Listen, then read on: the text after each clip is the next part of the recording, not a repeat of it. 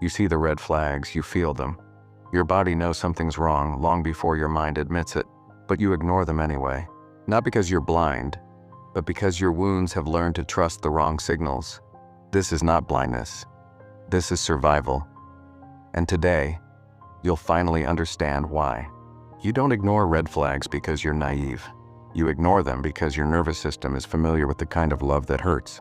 For years, you were trained to tolerate inconsistency, emotional distance, unpredictability, mixed signals, attention given in small doses. Your mind doesn't chase love.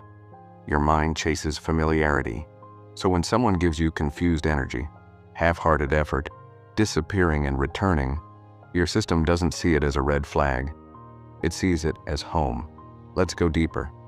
If you grew up around people who were emotionally unavailable, unpredictable, silently distant, loving but inconsistent, present but not present enough, then your brain learned one thing: love is something I have to earn.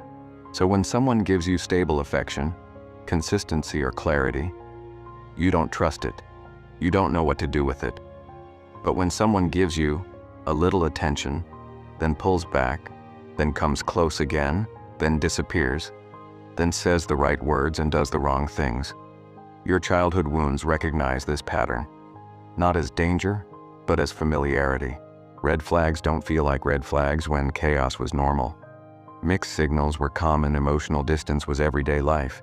You had to earn affection, you weren't chosen fully. You were loved conditionally. To a wounded nervous system, inconsistency doesn't feel unsafe. It feels like maybe this time I'll finally be enough. And that hope is stronger than the truth. That's why you ignore the signs. Not because you don't see them, but because the child inside you is still trying to fix a story that was never your fault. Here is the part most people don't understand. Red flags don't push you away. They pull you in.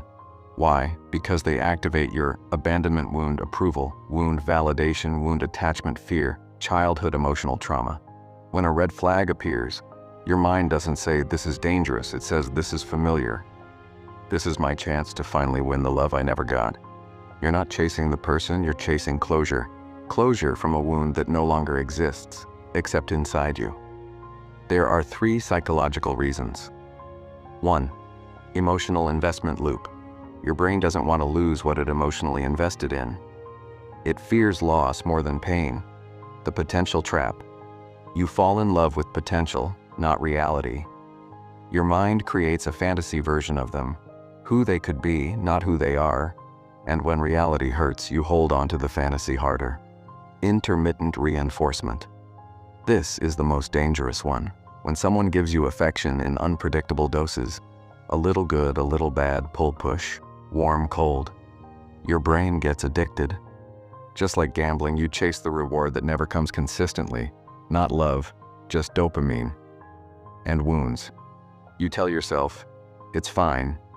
They'll change. It's not that bad. I'm overreacting. I shouldn't think too much. This is self-gaslighting. You minimize your hurt, because accepting the truth would require you to confront the wound you've been avoiding for years. Ignoring red flags is not foolishness. It's emotional survival. You avoid truth because truth requires loss, and your wound fears loss more than pain. But something happens eventually.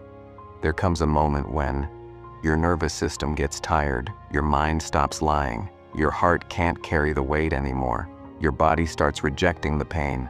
Silence becomes louder than their excuses. You finally realize it was never about you. This is the moment you stop ignoring red flags. Not because they got bigger, but because you got stronger, and your wound stops leading your choices. Here's the truth. You didn't ignore the red flags. You ignored yourself.